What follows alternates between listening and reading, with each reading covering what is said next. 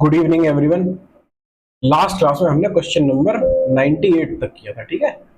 और question number 99 और उसके बाद से करेंगे हम इस क्लास में, ठीक है। तो पढ़ते हैं हम अपना क्वेश्चन नंबर 99। तो क्वेश्चन नंबर 99 क्या कहता है? A family spends 350 to consume 25 kilogram of rice and 9 kilograms of wheat. The price of rice is 20% of the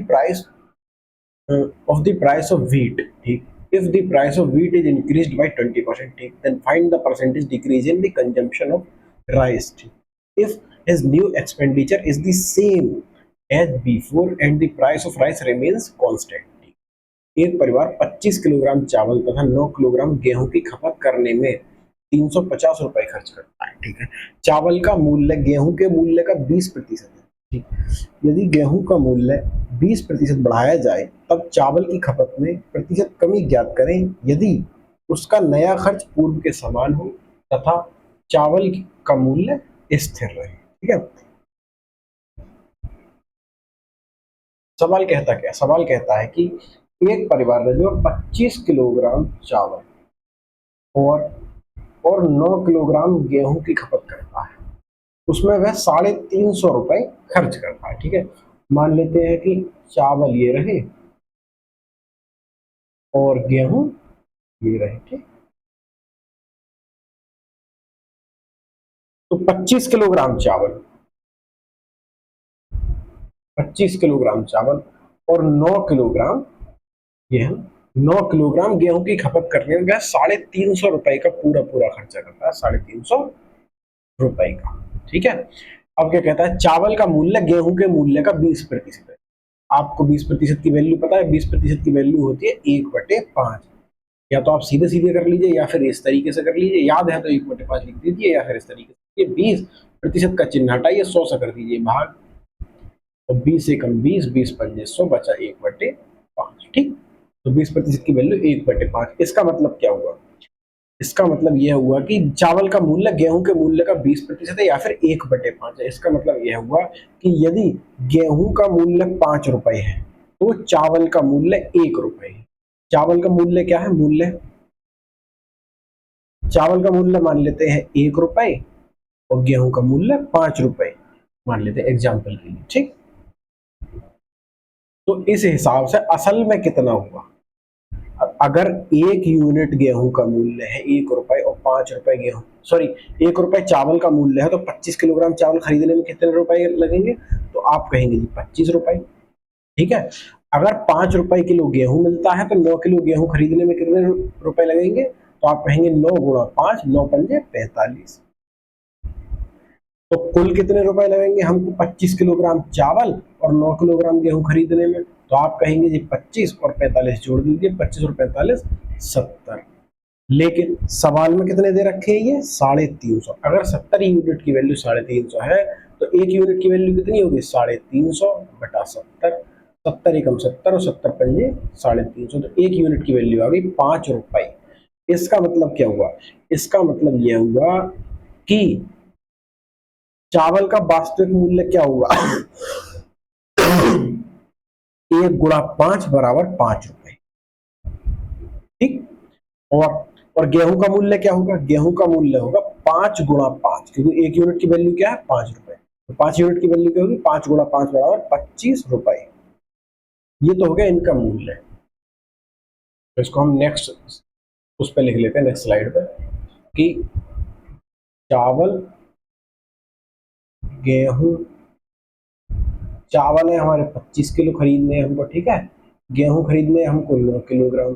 चावल का रेट है 5 रुपए प्रति किलो और गेहूं का मूल्य है 25 रुपया प्रति किलोग्राम। ये हमारे सवाल ने यहाँ तक ये हमने यहाँ तक सोल्व किया, ठीक है। अब क्या कह रहा है? अब कह रहा है यदि गेहूं का मूल्य 20% बढ़ाया जाए, तो गेहूं का मूल्य है कितना? गेहूं का मूल्य है 25 रुपए, तो 25 रुपए का 20% बढ़ा देना है। तो 25 रुपए का 20% होगा कितना? आप कहेंगे जी 25 रुपए का 20%, 25 × 20%, और 20% की वैल्यू क्या होती है? 1/5 गुणा 25। तो 5 एकम 5 और 5 पंजे 25, तो 25 का 20% होगा 5। इसका मतलब क्या हुआ, इसका मतलब ये हुआ कि यदि पहले गेहूं का रेट 25 रुपए किलो था, तो अब 5 रुपए 20% 5 रुपए किलो बढ़ गया, तो अब रेट हो गया उसका 30 रुपए प्रति किलोग्राम। ठीक है। अब सवाल क्या कहता है, सवाल कहता है यदि गेहूं का मूल्य 20% बढ़ जाए तब चावल की खपत में कितने प्रतिशत की कमी करनी होगी यदि उसका नया खर्च पूर्व के समान हो। पहले हम कितना खर्चा कर रहे थे, तो आप कहेंगे जी 350 रुपए, तो हमको अब भी 350 रुपए ही खर्च करने हैं, उससे ज्यादा खर्च नहीं करने। क्यों? क्योंकि सवाल कह रहा है कि उसका नया खर्च पूर्व के समान हो। पूर्व खर्च था 350, तो अब भी 350 ही होगा। ठीक है। अब कह रहा है तथा चावल का मूल्य स्थिर है, चावल के मूल्य में कोई परिवर्तन ना हो। सवाल कह रहा है गेहूं का मूल्य 20% बढ़ाया जाए तब चावल की खपत में कितने प्रतिशत कमी करनी है, जबकि चावल का मूल्य भी स्थिर रहे और उसका कुल खर्चा भी स्थिर रहे। कुल खर्चा तो स्थिर होगा 350, चावल का मूल्य भी स्थिर रहे, मतलब चावल का मूल्य भी बाद में 5 रुपए किलो ही, 5 रुपए प्रति किलोग्राम है। मतलब गेहूं का रेट तो 5 रुपए प्रति किलो बढ़ गया, लेकिन चावल के मूल्य में कोई परिवर्तन नहीं होगा। ठीक है। तो अब देख लेते हैं हमारा कुल खर्चा कितना होता है, मतलब गेहूं को खरीदने पे कितना खर्चा होता है। 3 रुपए किलो से 9 किलो गेहूं का मूल्य क्या होगा, 30 रुपए किलो से, सॉरी 30 रुपए किलो से 9 किलो गेहूं का मूल्य क्या होगा, तो आप कहेंगे जी 30 गुणा 9 बराबर 270 रुपए। तो आप कहेंगे कि आपके पास जी 350 रुपए है खरीदने के लिए, जिनमें से 270 रुपए तो आपने खर्च कर दिए गेहूं पे, गेहूं खरीदने में। ठीक है। अब बचे आपके पास कितने, तो आप कहेंगे जी 350 माइनस 270 बराबर 80 रुपए आपके पास बचे। 350 में से 270 तो आपने पहले ही खर्च कर दिए, तो अब आपके पास कितने बचे, तो आप कहेंगे जी 80 रुपए। तो 80 रुपए में 5 रुपए किलो से कितने चावल आएंगे। ठीक। तो आप कहेंगे जी, आप भाग कर दीजिए 80 5 रुपए किलो से कितने चावल आएंगे, तो 80 बटा 5, कुल रुपए को रेट से भाग कर देंगे, तो यही तो होता है, कल बताया भी तो था, कुल खर्चा बराबर दाम गुणा खपत। तो खपत अगर हमको ज्ञात करनी है तो खपत बराबर क्या होगा, तो कुल खर्चा, तो इधर कुल खर्चा ही रहेगा, कुल खर्चा को कुल खा लिख देता हूँ। ठीक है। कुल खर्चा हो तो कुल खर्चा। अब हम दाम को अगर इधर से इधर लेके आएंगे बराबर के दूसरी ओर, तो दाम किधर आएगा, दाम यहाँ गुणा में है तो भाग में आएगा, तो यहाँ लिख देंगे दाम। तो उसी हिसाब से हम यहाँ निकाल लेंगे। तो कुल खर्चा कितना है हमारा 80 रुपए, दाम कितना है 5 रुपए, तो कितना आएगा हमारा 16 किलोग्राम गेहूं हम, सॉरी 16 किलोग्राम चावल हम खरीद सकते हैं। अब हमको 16 किलोग्राम चावल खरीदने पड़े होंगे, 25 किलो नहीं। पहले 25 खरीद रहे थे, लेकिन जब रेट बढ़ गया तो हमको अब 16 किलोग्राम ही चावल खरीदने हैं। तो आप कहेंगे इतनी बात समझ में आई, तो आप कहेंगे जी हाँ बिल्कुल समझ में आई। ठीक है। अब लेकिन पूछा क्या गया, पूछा तो कुछ और गया, पूछा गया है कि यदि तो चावल की खपत में प्रतिशत कमी ज्ञात की, कमी नहीं प्रतिशत कमी ज्ञात करनी है आपको, प्रतिशत कमी। ठीक। तो प्रतिशत कमी कैसे ज्ञात करेंगे, तो कमी हुई कितनी, अगर हम पहले 25 किलो खरीद रहे थे, अब हम 16 किलो खरीद रहे हैं, तो हम कितने कम खरीद रहे हैं, 25 में 16 घटाएंगे तो आप कहेंगे जी 9 किलो कम खरीद रहे हैं। तो कमी कितनी है, 9 किलो की कमी है। कितने पर, तो हम पहले कितना खरीद रहे थे, पहले खरीद रहे थे हम 25 किलोग्राम चावल, 25, और प्रतिशत में बदलना है तो या तो कर दीजिए गुणा 100%, है ना, तो 25 से कम 25 और 25 चौक 100, और जब 9 की गुणा 4 में करेंगे तो 9 चौक 36%। तो इसका मतलब आपको चावल की खरीद में 36% की कमी करनी होगी। That means option D is your right answer. ठीक है। ये तो हो गया आपका एक तरीका। अब मैं दूसरा तरीका बताता हूँ। मैंने बताया था ना कि यदि परसेंटेज देकर परसेंटेज ही पूछा जाए तो आपको एग्जैक्ट वैल्यू लेने की आवश्यकता नहीं होती है ना। आप कहेंगे जी बताया तो था आपने।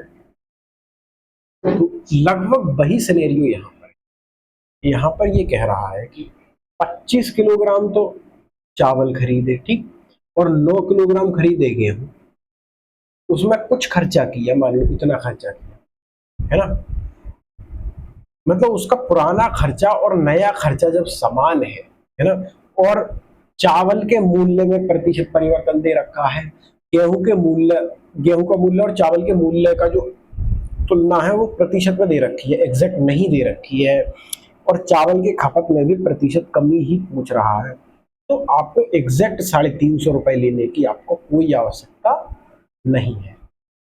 तो आप कहेंगे जी हाँ, तो आप कहेंगे कि ले क्या, तो लेंगे अनुपातिक मान। अनुपातिक मान क्या, कैसे, तो आप, ये चावल है और ये है गेहूं, ठीक। चावल कितने किलो खरीदे, एक परिवार 25 किलोग्राम चावल खरीदता है, तो चावल खरीदे गए 25 किलोग्राम, ठीक। तथा 9 किलोग्राम गेहूं खरीदता है, तो 9 किलोग्राम गेहूं खरीद, खपत करने में 350 रुपए खर्च करता है, इसको हम छोड़ देते हैं क्योंकि एग्जैक्ट वैल्यू पूछी ही नहीं है, परसेंटेज में ही खेल रहा है, तो हम एग्जैक्ट वैल्यू लेंगे ही। चावल का मूल्य गेहूं के मूल्य का 20% है, तो आप कहेंगे कि 20% की वैल्यू क्या होगी, तो आप कहेंगे जी होती है 1/5। इसका मतलब क्या हुआ, चावल का मूल्य गेहूं के मूल्य का 20% है, इसका मतलब यदि गेहूं का मूल्य 5 रुपए है तो चावल का मूल्य 1 रुपए है। यहां तक आपको कोई दिक्कत समझ रहे हो, तो आप कहेंगे जी नहीं, तो गेहूं का मूल्य कितना है, 5 रुपए मान लेते हैं, तो गेहूं का मूल्य है 5 रुपए, रुपए में लिख लेते हैं, ठीक। और तो चावल का मूल्य क्या होगा, तो आप कहेंगे जी 1 रुपया। इतनी बात समझ में आई, तो आप कहेंगे जी 1 रुपया। अब क्या कह रहा है, अब कह रहा है यदि गेहूं का मूल्य 20% बढ़ाया जाता है, तो गेहूं के मूल्य में 20% की वृद्धि की जाती है, तो 5 का 20% क्या होगा, 5 का 20% होगा 5 गुणा 20%, और 20% की वैल्यू क्या होगी, तो आप कहेंगे 1/5। कैसे होगी वो मैं आपको लास्ट क्लासेस में बता चुका हूँ, और मैं बता देता हूँ कैसे। 20% का चिन्ह हटाते हैं तो हम क्या करते हैं, 100 से भाग करते हैं, 20/100, और 20 एकम 20, 20 पंजे 100, तो आ जाएगा 1/5, जो कि आपका ये है, ठीक है। तो अब हम इसकी कैलकुलेशन करेंगे, तो 5 एकम 5 और 5 एकम 5, दैट मीन्स 1। तो 5 रुपए का 20% कितना हुआ, तो आप कहेंगे जी 1 रुपया। तो इसका मतलब यदि पहले 5 रुपए था गेहूं का मूल्य, तो अब उसका मूल्य 20% अर्थात 1 रुपया बढ़ के कितना हो जाएगा, तो आप कहेंगे जी 6 रुपए। इसमें आपको कोई समस्या, तो आप कहेंगे जी बिल्कुल। अब आ जाते हैं आगे।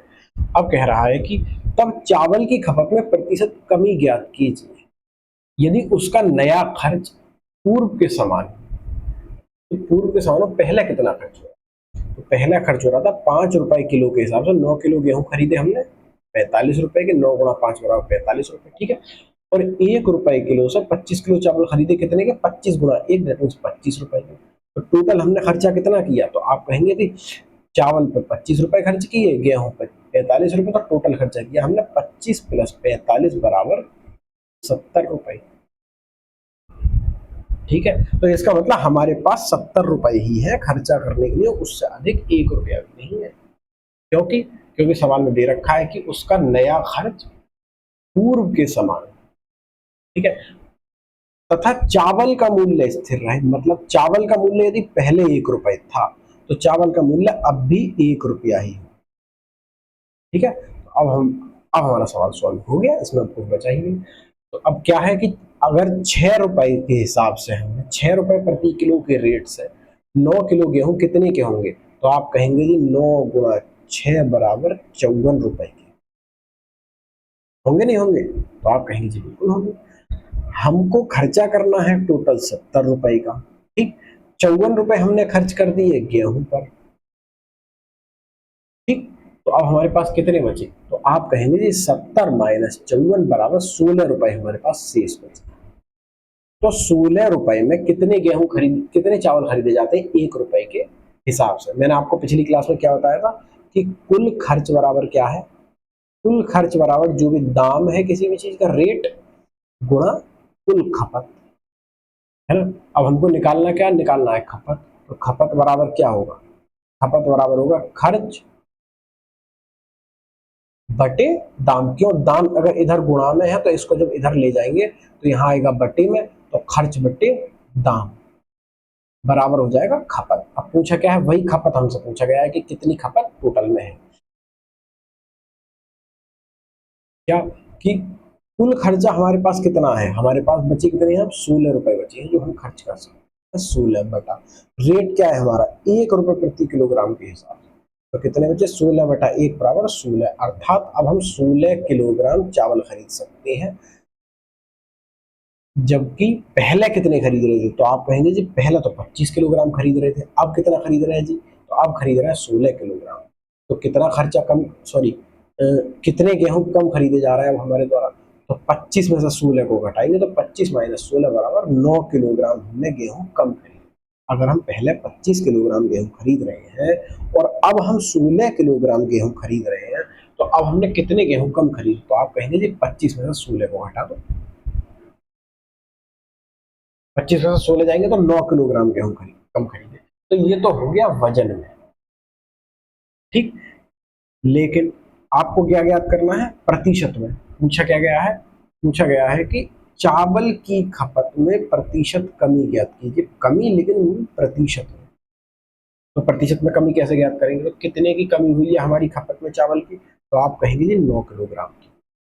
कितने पर, मतलब शुरुआत में कितने हो रहे थे, तो आप कहेंगे जी पहले हो रहे थे 25 किलोग्राम, तो 25 गुणा 100 प्रतिशत, 25 एकम 25 और 25 चौक 100, ठीक। अब हम जब 9 की गुणा 4 में करेंगे तो 9 चौक 36, और प्रतिशत का चिन्ह तो है, इसका मतलब 36% हमने चावल कम खरीदने शुरू कर दिए। That means option D is your right answer, ठीक। तो वही है, यदि एग्जैक्ट वैल्यू दे रखी हो तो ठीक है, और अगर नहीं दे रखी है तो हम प्रतिशत, और मतलब प्रतिशत नहीं खेलना चाह रहा है एग्जामिनर, तो हम सिर्फ प्रतिशत में ही खेलेंगे, ठीक है, हम एग्जैक्ट वैल्यू का मतलब यूज नहीं करेंगे, ठीक। अब हम चलते हैं क्वेश्चन नंबर 100 पे। क्या कहता है हमारा क्वेश्चन नंबर, यहाँ से टाइप चेंज हो गया, ठीक है। वो जो पिछले टाइप का थोड़ा मिसलेनियस टाइप सवाल था, जिसकी लैंग्वेज थोड़ी सी हट गई थी, लेकिन ये जो सवाल है ये एकदम अलग है, यहाँ से एक नया टाइप से। तो उस टाइप तो पढ़ते हैं हम +100। और वाह, चलो हम आज सेंचुरी कंप्लीट कर लेंगे, सवालों की सेंचुरी, पूरे 100 सवाल कंप्लीटेड, एक माइलस्टोन पूरा हो गया हमारा, है ना। तो क्या है, the population of a city is 6000 if the number of men is increased by 5% and the number of women is increased by 9%, the new population becomes 6500, find the current number of men and women। Hindi में पढ़ते हैं, क्या कहता है हिंदी में सवाल हमारा। किसी शहर की जनसंख्या 6000 है, यदि पुरुषों की संख्या 5% तथा महिलाओं की संख्या 9% बढ़ा दी जाए तो नई संख्या 6500 हो जाए। तो पुरुषों और महिलाओं की वर्तमान संख्या ज्ञात कीजिए। एक बात बताइए कि यदि पहले जनसंख्या 6000 थी, ठीक है, अब कितनी हो गई, तो अब आप कहेंगे 6500 हो गई या बढ़ने के बाद। तो इस जनसंख्या पुरुषों और महिलाओं में बंटवा रहा है कि पुरुषों की जनसंख्या कितनी होगी और महिलाओं की जनसंख्या कितनी। तो आप एक बात बताइए, पुरुषों की चाहे जितनी हो, महिलाओं की चाहे जितनी हो, इन दोनों का योग कितना आएगा, इन दोनों का योग तो यही आएगा जितनी है, मतलब 6500 ही आएगा। आप समझे, मैं एक बार और समझाता हूँ आपको।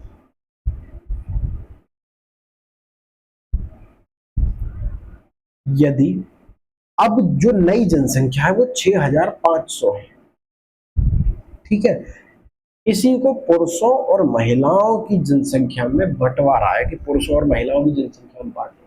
तो पुरुषों और महिलाओं की चाहे कितनी भी जनसंख्या हो, चाहे ये 100 हो, चाहे ये 6400 हो, कितने भी हो, लेकिन इन दोनों का योग तो 6500 ही आएगा, नहीं आएगा, तो आप कहेंगे जी आएगा। तो 4000 और 2000 6000 नहीं हो सकता, 3000 और 2000 6000। एक मिनट, सॉरी, वर्तमान जनसंख्या पूछ रहा है, नई जनसंख्या, सॉरी सॉरी, वर्तमान जनसंख्या पूछ रहा है, नई जनसंख्या नहीं। क्या है कि इन दोनों का योग 6000 ही तो होगा। अगर 6000 जनसंख्या पहले वर्तमान में है तो पुरुषों और महिलाओं की जनसंख्या का योग 6000 होगा, तो आप कहेंगे जी बिल्कुल होगा। तो आप जोड़ के देख लीजिए, जिस ऑप्शन में 6000 नहीं होगा हम उस ऑप्शन को निपटा देंगे, हटा देंगे। तो 2000 और 4000 6000, 2500 और 3500 6000, 1500 और 4500 6000, 1000 और 5000 6000। दैट मीन्स हमारा ये जो तुक्का था ये सवाल में नहीं लग पाया।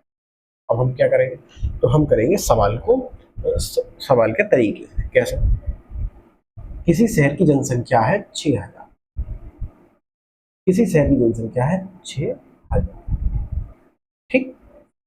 अब क्या, पुरुषों की जनसंख्या जो मेल है, मेल और फीमेल को एफ लिखते हैं, मेल की जनसंख्या तो 5% बढ़ती है, ठीक है, और महिलाओं की जनसंख्या 9% बढ़ती है, ठीक है। तो नई जनसंख्या 6500 हो जाती है। अगर पहले जनसंख्या 6,000 थी, अब कितनी हो गई 6500, तो कुल कितनी बढ़ गई, तो कुल बढ़ गई 500। आप कहेंगे जी हाँ बिल्कुल बढ़ गई, ठीक है। तो अब एक बात बताइए, अगर पुरुषों की जनसंख्या 5% बढ़ी है और महिलाओं की जनसंख्या 9% बढ़ी है, तो हम इस 9% को ऐसा लिख सकते हैं कि 5% प्लस 4%। इसमें कोई समस्या, ये 9% को हमने दो में तोड़ लिया, 5% और 4% के योग में। फिर बात बताइए आप, यदि यदि यदि यदि यदि यदि यदि पुरुषों की जनसंख्या भी 5% बढ़ी होती और महिलाओं की जनसंख्या भी 5% बढ़ी होती, तो कुल जनसंख्या कितनी बढ़ी होती, तो कुल जनसंख्या भी 5% ही बढ़ी होती, नहीं बढ़ी होती, तो आप कहेंगे जी बिल्कुल 5% ही बढ़ी होती। तो 6,000 का 5% क्या होगा, 6,000 का 5%, 6,000 गुणा 5%, और 5% की वैल्यू होती 1/20 गुणा 6,000। तो एक जीरो से एक जीरो गया, और 200, 200 भाग करेंगे 600 को तो 300। इसका मतलब 300 लोगों की वृद्धि होती। थोड़ा ध्यान से देखिएगा, अगर पुरुषों की जनसंख्या भी 5% बढ़ती उस शहर में, और महिलाओं की जनसंख्या भी 5% ही बढ़ती, 9% ना बढ़ती, आप उस चीज को भूल जाइए, आपकी 9% बढ़ती है कितनी बढ़ती, उस चीज को एक क्षण के लिए आप भूल जाइए। तो कितनी बढ़ती, 5% ही बढ़ती। तो फिर क्या होता, तो आपके शहर की कुल जनसंख्या भी 5% ही बढ़ती। और अगर कुल जनसंख्या 5% बढ़ती, तो 6,000 का 5% मतलब 300 बढ़ती। लेकिन बढ़ी कितनी है, बढ़ी तो 300 नहीं है, बढ़ी है सी साहब आपकी 500। तो कितनी अधिक बढ़ी है, तो आप कहेंगे कि 300 बढ़ती, अगर 5% बढ़ती तो, लेकिन बढ़ी है 500, तो कितनी ज्यादा बढ़ी है, तो आप कहेंगे ये 200 अधिक बढ़ी है। तो ये 200 अधिक क्यों बढ़ी है, सबसे बड़ी समस्या तो ये है कि 200 अधिक क्यों बढ़ी है। तो आप कहेंगे ये 200 अधिक इसलिए बढ़ी है क्योंकि महिलाओं की जनसंख्या 4% अधिक बढ़ी है, 5% ना बढ़ के 9% बढ़ी है, दैट मीन्स 4% अधिक बढ़ी है। तो ये 200 क्या है, ये 200 इन महिलाओं का 4% ही तो 200 है। अगर महिलाओं की संख्या 4% अधिक बढ़ी है लेकिन संख्या में वो 200 अधिक बढ़ी है, तो इसका मतलब क्या हुआ, इसका मतलब ये हुआ कि महिलाओं की संख्या का 4% ही तो 200 है। इस बात को समझने में आपको कोई तकलीफ, तो आप कहेंगे कि जी नहीं सर। तो क्या हुआ, तो फीमेल का 4% बराबर 200, और 4% की वैल्यू क्या होती है, तो आप कहेंगे जी 1/25 होती है, नहीं होती, तो फीमेल का 1/25 कितनी हो गई, 200। इसको सॉल्व करेंगे तो फीमेल बराबर होगा 200, इस 25 को ले आएंगे इधर, ये 25 यहाँ पर भाग में है तो इधर आएगा तो गुणा में होगा ना, 200 गुणा 25, दैट मीन फीमेल कितनी हो गई, 25 दूनी 50 और दो जीरो को जीरो, दो जीरो, तो देखो महिलाओं की संख्या तो हो गई 5, ठीक। अगर महिलाओं की संख्या 5,000 है और कुल जनसंख्या 6,000 है, तो पुरुषों की जनसंख्या कितनी बची, तो आप कहेंगे जी पुरुषों की 1,000 और महिलाओं की 5,000, ठीक। पूछा क्या है, तो पूछा भी गया पुरुषों की कितनी है और महिलाओं की कितनी है, तो पुरुषों की तो है 1,000 और महिलाओं की 5,000, that means option number D is your right answer. ये तो हो गया सवाल को करने का एक तरीका। अब इस सवाल को हम एक और तरीके से करते हैं, ठीक है। इस सवाल को हम एक और तरीके से कर सकते हैं।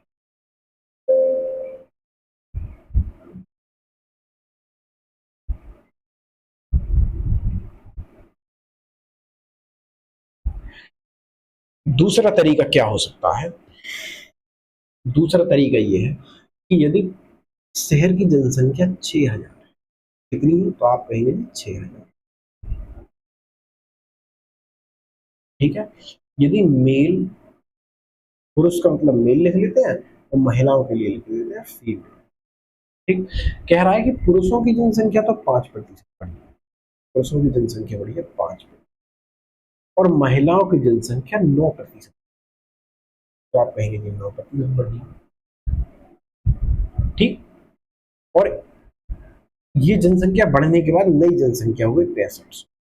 अगर नई जनसंख्या 6500 हो गई, पहली जनसंख्या 6000 थी, तो जनसंख्या में वृद्धि कितनी हुई संख्या में, तो आप कहेंगे जी 6500 माइनस 6000 बराबर 500।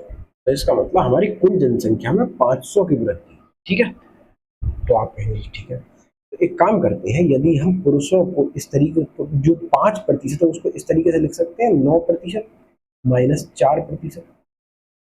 आप कहेंगे जी लिख तो सकते हैं, लिख सकते हैं, नहीं लिख सकते, तो आप कहेंगे लिख तो सकते हैं, लेकिन आपने ऐसा लिखा क्यों, तो अभी इसका जस्ट उल्टा कर रहे हैं हम। यहाँ तो 4% अधिक की थी हमने ना, यहाँ पर तो 4% कम कर लेते हैं, क्योंकि अगर इस तरीके से सवाल हो सकता है तो सवाल होना इस तरीके से ही चाहिए। तो आप कहेंगे जी, तो इस चीज को आप एक क्षण के लिए भूल जाए, 4% भूल जाइए। तो आप कहेंगे क्यों भूल जाए, तो बस आप भूल जाइए, ये मत पूछिए कि क्यों भूल जाए, क्योंकि मजबूरी में बहुत से लोगों को भूल जाएगा। मजाक का टॉपिक छोड़ के आते हैं अपने सवाल पर। सवाल, तो एक बात बताइए, यदि पुरुषों की जनसंख्या भी 9% बढ़ी होती और महिलाओं की जनसंख्या भी 9% बढ़ी होती, तो कुल जनसंख्या कितनी बढ़ी होती, तो आप कहेंगे ये तो साधा सा सवाल है, अगर महिलाओं की जनसंख्या 9% बढ़ी है और पुरुषों की जनसंख्या भी 9% बढ़ी है, तो कुल जनसंख्या भी तो 9% ही बढ़ेगी। तो कोई बहुत बड़ा रॉकेट साइंस तो नहीं है। तो इसका मतलब कुल जनसंख्या कितनी बढ़नी चाहिए थी, 600 का 9, 6000 का 9%।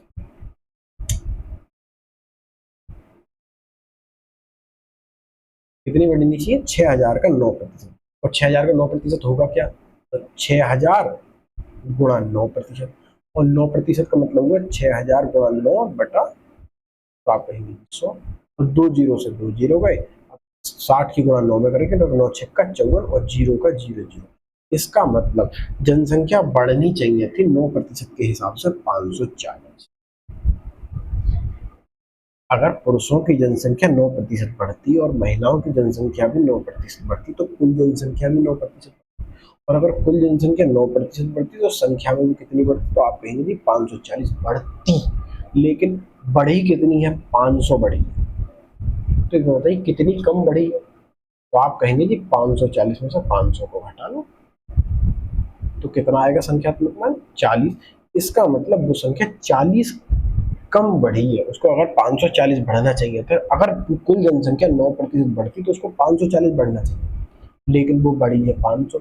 तो कितनी कम बढ़ी है, तो आप कहेंगे जी 40। तो ये 40 क्यों बढ़ी है, सॉरी 40 कम क्यों बढ़ी है, क्यों, क्योंकि जो पुरुषों की जनसंख्या है वो 9% ना बढ़ के 9% से 4% कम बढ़ी है। पुरुषों की जनसंख्या 9% ना बढ़ के 9% से 4% कम बढ़ी है, अर्थात पुरुषों की जनसंख्या 4% कम बढ़ी है, और संख्या में कितनी बढ़ी है, कम बढ़ी है, तो आप कहेंगे जी 40 कम बढ़ी। ठीक, 40 कम बढ़ी है। इसका मतलब क्या हुआ, इसका मतलब ये हुआ कि मेल का जो 4% है वही तो 40 है या नहीं। तो मेल का 4% को हम लिख लेते हैं 4/100, प्रतिशत हटाकर 100 से भाग कर लेते हैं। यहाँ पे 1/25 नहीं लिखेंगे, क्यों नहीं लिखेंगे अभी बताएं। तो अब एक काम करते करते हैं, काटा पीटी कर लेते हैं फटाफट। तो 4 से काट लो, 4 एकम 4 और 4 धाई 40, इसलिए नहीं लिखा था पर 1/25। अगर यहाँ पे मैं 1/25 लिखता, 25 की गुणा 40 में करता तो बहुत मेहनत लगती।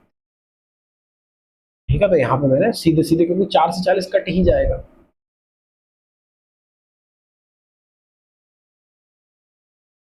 क्योंकि 4 से 40 तो कट ही जाएगा, तो फिर हल तो वो करो, 4 एकम 4, 4 दाई 40, और तो मेल की संख्या कितनी हो गई, मेल की संख्या हो गई 10 गुणा, ये जब 100 इधर 100 यहाँ पर भाग में है, इधर जाएगा तो गुणा में होगा, 10 गुणा 100 बराबर 1000। अगर पुरुषों की संख्या 1000 है और कुल जनसंख्या है 6000, तो महिलाओं की जनसंख्या कितनी होगी, फीमेल की जनसंख्या होगी 6000 माइनस 1000 बराबर 5। पूछा गया पुरुषों और महिलाओं की जनसंख्या, तो पुरुषों की है 1000, ठीक, और महिलाओं की है 5000। देखो option D is your right answer. तो इस तरीके से ये जो सवाल है इस तरीके से भी किया जा सकता है। ठीक है, इसमें कोई घबराने की कोई आवश्यकता नहीं है। मैंने बहुत धीरे धीरे इसको समझाया है, मुझे पता ही थोड़ा सा क्या बोलते हैं ट्रिकी टाइप है ये, इसलिए जो है मैंने बहुत आराम से समझाया, काफी समय लगे समझाया। ठीक, तो अब हम चलते हैं अगले सवाल पर। तो मैं अगला सवाल भी आपको दोनों तरीकों से ही करके दिखाऊंगा। ठीक है, आपको चुनना भविष्य में ये होगा कि नहीं नहीं, मैं आपको करके तो दोनों तरीके से सिखाऊंगा दिखाऊंगा, लेकिन मैं बताऊंगा कि करना किस तरीके से है और यह सवाल उस तरीके से ही क्यों करना है। ठीक, तो सवाल नंबर 101 पढ़ते हैं। क्या कहता है सवाल number 101? The present population of a city is 30,000. ठीक है, if the number of males increased by 9.2% and the number of females increased by 14%, then after 1 year the population of city became 33,240. Find the present number of males। होगा यहाँ पे m गायब हो गया गलती से, तो यहाँ आप m मैन्युअली लिख लीजिए ऑफ मेल्स। ठीक, हिंदी में देखो, सवाल भी आपको मेरी तरह ही पढ़ना है, उसको सेक्शन में। ये नहीं है कि पूरे सवाल एक बार में पढ़ते चलेंगे, नहीं, पढ़ते जाओ समझते जाओ, पढ़ते जाओ समझते जाओ। आप ध्यान से देखो, जब मैं सवाल पढ़ता हूँ तो बीच में बोलता हूँ अच्छा ये वो, मतलब उतना सवाल समझ लिए मैंने, और एक बार पूरी लैंग्वेज नहीं पढ़ता जाता हूँ। मैं पढ़ता हूँ, फिर रुकता हूँ, उतना समझ लेता हूँ, फिर उसके आगे पढ़ता हूँ, और उसके आगे जब पढ़ता हूँ तो पीछे तक से जब जुड़ जाता है ना, समझ में आ जाता है कि ये दोनों बातें जुड़ गई, इसमें ये कह रहा है, इसमें ये कह रहा है, इसका मतलब क्या हुआ, तब मैं आगे बढ़ता हूँ। ठीक, तो वैसे ही पढ़ना है आपको कि किसी शहर की जनसंख्या 30,000 है, तो आप देखें। ठीक, यदि पुरुषों की संख्या में तो 9.2% की वृद्धि हुई तथा महिलाओं की संख्या में 14%, तब एक साल बाद शहर की जनसंख्या 33,240 हो जाती है। तो पुरुषों की वर्तमान संख्या ज्ञात की। मेरा आपको सुझाव ये रहेगा, जब भी आप सवाल करें तो आप प्लस वाले मेथड से ही करें, क्योंकि ये थोड़ा आसान रहता है समझ में आने में। ठीक, लेकिन अब कर तो आप किसी भी सवाल से तो किसी भी तरीके से सकते हैं। ठीक, तो अब हम पहले देखेंगे प्लस वाला मेथड। किसी शहर की वर्तमान जनसंख्या है तो आप कहेंगे 30,000। इसमें आपको कोई दो राय है तो आप कहेंगे कोई दो राय। ठीक, अब यदि पुरुषों की संख्या में तो 9.2%, तो इसका मतलब यहाँ मेल है और फीमेल है। मेल की संख्या में तो 9.2% की वृद्धि है। वृद्धि में ये प्लस का और कमी में माइनस का निशान जरूर लगाए, कभी भी कंफ्यूजन नहीं होगी किसी भी स्तर पर। कभी ये कमी नहीं, दिक्कत नहीं होगी कि कमी की जगह वृद्धि लगा दिया, वृद्धि की जगह कमी लगा दिया, जोड़ की जगह घटा कर दिया, घटा की जगह, एक दिक्कत आपको कभी नहीं होगी। ठीक, अब क्या कहता है, तथा महिलाओं की संख्या में 14% की वृद्धि होती है। तो महिलाओं की संख्या में 14% वृद्धि, तो आप कहेंगे। अब कहता है एक साल बाद शहर की जनसंख्या 33,240 हो। अगर शुरुआत में जनसंख्या 30,000 है और एक साल बाद 33,240 है, तो जनसंख्या कुल कितनी बढ़ी? तो आप कहेंगे जी 33,240 में से 30,000 घटा दीजिए, तो कितना आएगा जी 3,240। देख रहे हो कितनी स्टाइल से लिखने की कोशिश कर रहा हूँ मैं, लेकिन राइटिंग अगर खराब होना तो स्टाइल से भी अच्छा नहीं। ठीक, तो कुल जनसंख्या कितनी बढ़नी चाहिए? तो कुल जनसंख्या बढ़नी चाहिए 3240। ठीक, वो कुल जनसंख्या बढ़ी कितनी? तो आप कहेंगे कुल जनसंख्या बढ़ी 3240। ठीक है,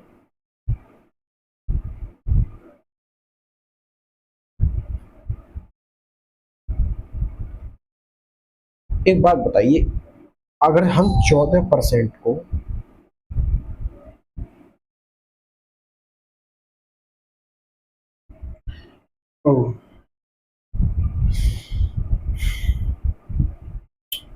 सॉरी फॉर द इंटरप्शन, कहाँ थे हम? हाँ, कि यदि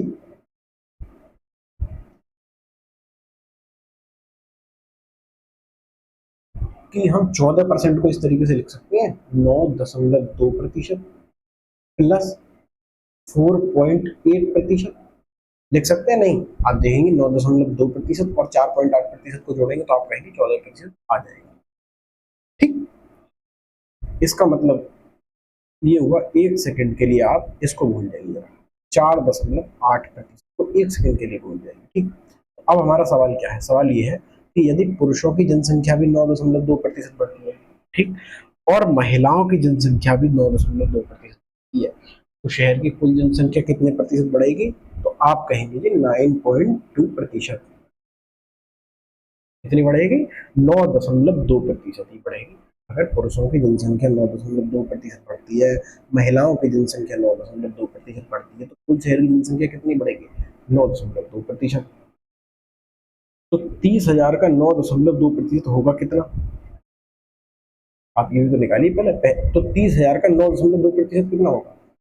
30,000 गुणा 9.2/100, 2 जीरो से 2 जीरो गए, और इस दशमलव को हटाने के लिए भी एक जीरो गया। तो 30 की गुणा हम जब बाद में करेंगे तो जीरो, 3 दूनी 6 और 3 ने 27। तो हमारी जनसंख्या, सॉरी, 30,000 का 9.2% मतलब 2760। अर्थात हमारी जनसंख्या अगर 9.2% बढ़ेगी तो बढ़ेगी कितनी? 2760। लेकिन हमारी बढ़ी कितनी जनसंख्या? 3240। तो हमारी कितनी जनसंख्या अधिक बढ़ी? तो आप कहेंगे जी 3240 माइनस 2760 कितनी बची? अब हम घटा लेंगे तो जीरो में से जीरो गई जीरो, 14 में से 6 गए 8, यहाँ बचा 1, हासिल ले लिया तो यहाँ हो 11, 11 में 7 गए 4, और 2 में से 2 गए 0, अर्थात 480 हमारी जनसंख्या अधिक बढ़ी है। वो क्यों बढ़ी है? वो इसलिए बढ़ी है, अब इस 4.8% को वापस से याद कर लीजिए आप। वो क्यों बढ़ी जनसंख्या? क्योंकि फीमेल की जनसंख्या 4.8% अतिरिक्त बढ़ी है। तो इसका मतलब क्या हुआ? इसका मतलब ये हुआ, यदि फीमेल की जनसंख्या 4.8% अतिरिक्त बढ़ी और हमारी कुल जनसंख्या 480 बढ़ी है, तो इसका मतलब ये हुआ कि फीमेल का 4.8% ही 480 है। ठीक है, 4.8% हटाएंगे, कर देंगे 100 से भाग, बराबर 480। दशमलव उड़ा देंगे, नीचे एक जीरो लगा देंगे, मैंने आपको बता रखा है, ठीक। तो 48 से गया 480 10 बार, तो फीमेल की जनसंख्या कितनी आ गई? फीमेल की जनसंख्या आ गई 10 गुणा 1000 बराबर 10,000। अगर फीमेल 10,000 है और कुल जनसंख्या 30,000 है, तो मेल की जनसंख्या कितनी? तो मेल की जनसंख्या होगी 30,000 माइनस 10,000 बराबर 20,000। पूछा गया है पुरुषों की वर्तमान जनसंख्या ज्ञात कीजिए। तो पुरुषों की वर्तमान जनसंख्या होगी 20,000। That means option number C is your right answer. ठीक, अब इसको हम एक तरीके से और कर सकते हैं।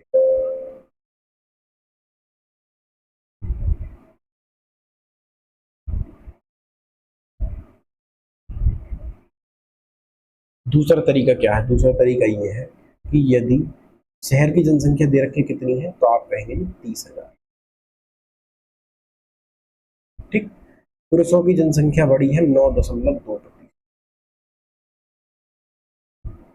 और महिला अर्थात फीमेल की जनसंख्या बढ़ी है 14%।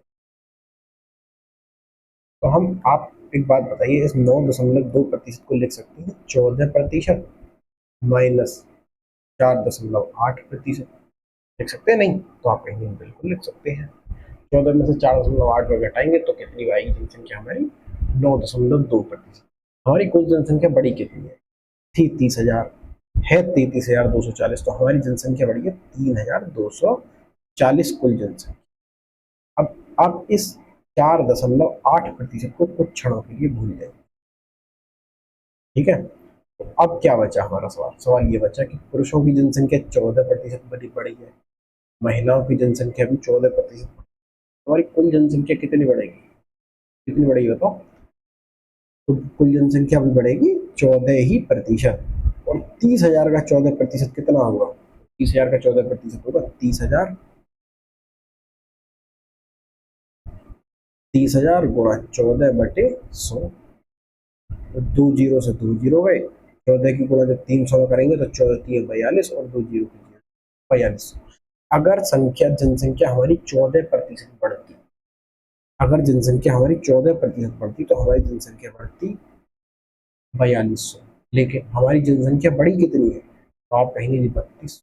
तो हमारी कितनी जनसंख्या अधिक बढ़ती, तो आप कहेंगे जी 4200 माइनस 3240। 4200 से 3240 कैसे घटाएंगे, एक तो आप हासिल ले लेके घटाते रहिए। दूसरी बात, अगर यह 3240 ना होकर सिर्फ 3200 होगा तो कितनी घटती, तो कितना अंतर आता है 1000 का। लेकिन यह 40 अधिक है तो 1000 में से 40 कम उत्तर आएगा, दैट मीन्स 9060। तो सॉरी 9060 कह रहा हूँ, 960। तो 4200 में से 3240 गया तो कितने बचे, 960। इसका मतलब क्या हुआ, इसका मतलब ये हुआ 960। इसका मतलब ये हुआ कि यदि 14% कुल जनसंख्या बढ़ती तो हमारी जितनी जनसंख्या बढ़ी है उससे 960 अधिक बढ़ती है ना। तो अब हमारी कितनी कम बढ़ी है, तो आप कहेंगे 960 कम बढ़ी है। क्यों कम बढ़ी है हमारी 960, क्योंकि अब इस 4.8% को आप वापस से याद करेंगे। ठीक है, कोई समस्या अभी तक, कोई समस्या नहीं ना, ठीक। तो इसका मतलब क्या हुआ, ये 960 कम क्यों बढ़ी है, तो आप कहेंगे ये 960 कम इसलिए बढ़ी है क्योंकि ये मेल की जनसंख्या 4.8% कम बढ़ी है। मेल की जनसंख्या 4.8% कम बढ़ी है और कुल जनसंख्या इसी कारण 960 कम बढ़ी है। तो इसका मतलब क्या हुआ, इसका मतलब ये हुआ कि मेल की जनसंख्या का 4.8% ही 960 है। तो प्रतिशत का चिन्ह हटाएंगे, 100 से कर देंगे भाग, बराबर 960। दशमलव हटाएंगे, नीचे एक जीरो बढ़ा देंगे। 48 से 960 को काटेंगे तो क्या आएगा, 48 एक 48, 48 दूनी 96, जीरो। तो मेल की जनसंख्या कितनी आ गई, 20 गुणा ये 1000 यहाँ नीचे भाग में है तो इधर जाएगा तो गुणा में आ जाएगा। तो 20 की गुणा जब 1000 से करेंगे तो उत्तर आ जाएगा आपका 20,000।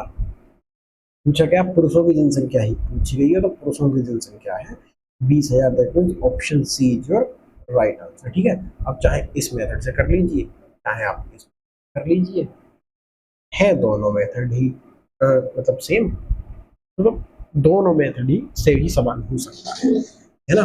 अगर आपको मेरे हिसाब से कौन सा मेथड कब अपनाना है, तो आपसे आप ये देखिए कि किस जनसंख्या किस किस क्या पूछा जा रहा है। तो आप कहेंगे कि पुरुषों की जनसंख्या पूछी जा रही है तो आप पुरुषों में डेविएशन लगाए। अगर यहाँ महिलाओं में पूछा जाए, महिलाओं की जनसंख्या पूछी जाती है तो आप महिलाओं में डेविएशन लगाए।